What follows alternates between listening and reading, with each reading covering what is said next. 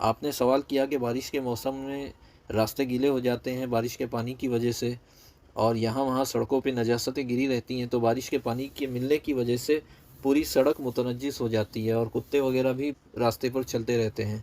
تو ایسی صورت میں ہمیں یقین ہوتا ہے کہ راستے پر جو گیلا پن ہے اور جو کیچڑ ہے یہ نجس ہے۔ تو اب ایسی صورت میں وہ چھینٹے جو کپڑے پر اڑتے ہیں، اور اسی طریقے سے وہ گیلا پن یا وہ کیچڑ جو جوتے چپلوں کے نیچے لگ جاتا ہے، یا جو اگر کوئی ننگے پاؤں چلے تو اس کے تلوے میں لگ جاتا ہے، تو اگر یہ شخص گھر میں داخل ہو یا مسجد میں داخل ہو،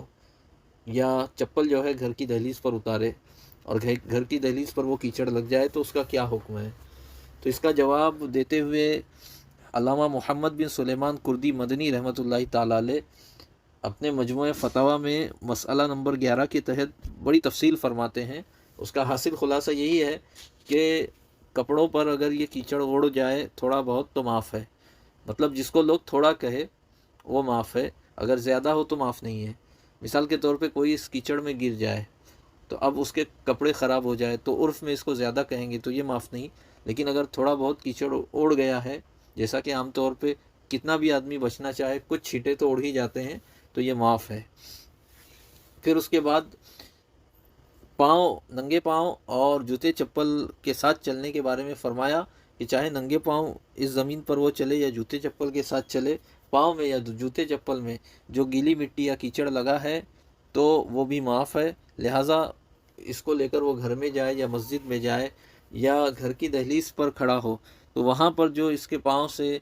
متصل گیلی مٹی یا کیچڑ کی وجہ سے جو ہے گیلا پن لگ جائے گا تو وہ جگہ نجس نہیں ہوگی، کیونکہ جو نجاست معاف ہوتی ہے وہ دوسری جگہ کو متنجس نہیں کرتی ہے، لہٰذا گھر یا مسجد جو ہے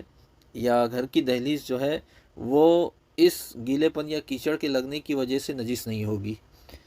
یہ جواب کا حاصل ہے، لہٰذا اس میں آسانی ہے۔ ہاں، ایک مسئلہ انہوں نے یہ بیان فرمایا ہے کہ اگر عین نجاست کسی کے پاؤں میں یا کسی کے جوتے چپل پر لگی ہے، جیسے عین گوبر لگا ہے، متنجس رطوبت ہے یا گیلا کیچڑ ہے جو متنجس ہے وہ تو معاف ہے، لیکن خاص عین نجاست لگی ہے جیسے گوبر یا پاخانہ وغیرہ لگا ہے تو وہ معاف نہیں ہے، کیونکہ اس سے بچنا آسان ہے، لہٰذا وہ معاف نہیں ہے۔ ہاں، اس سے ملوث کیچڑ وغیرہ ہے وہ معاف ہے، یہ کہا۔ اور پھر یہ بھی صراحت کی کہ نجاست مغلظہ اور غیر مغلظہ میں اس مسئلے میں کوئی فرق نہیں ہے، یعنی کتے وغیرہ کی نجاست ہو یا بکری گائے بھینس کی نجاست ہو اس میں کوئی فرق نہیں ہے، یہ وہ کیچڑ جو ہے وہ معاف ہے، پاؤں میں لگے یا جوتے چپل پر لگے یا کپڑے میں تھوڑے بہت چھینٹے اڑے۔ اس کی تائید میں علامہ محمد بن سلیمان کردی رحمۃ اللہ تعالیٰ علیہ نے امام ابن حجر حیثمی مکی رحمۃ اللہ تعالیٰ علیہ کی کتاب در الغمامہ سے ایک عبارت بھی پیش کی ہے۔ امام ابن حجر مکی رحمۃ اللہ تعالیٰ علیہ نے اپنی کتاب در الغمامہ میں نقل کیا ہمارے اصحاب شافعیہ کے حوالے سے ان الصحابۃ رضوان اللہ تعالیٰ عنہم کانوا یتوضؤون ویخرجون،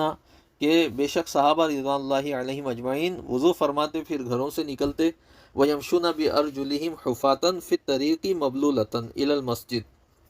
اور وہ ننگے پاؤں راستے پر چلتے اور مسجد میں داخل ہو جاتے۔ تو اس سے بھی یہ بات واضح ہوتی ہے کہ راستے میں اگر گیلا پن ہے تو اس میں آسانی ہے۔ واللہ تعالی اعلیٰ و اعلم۔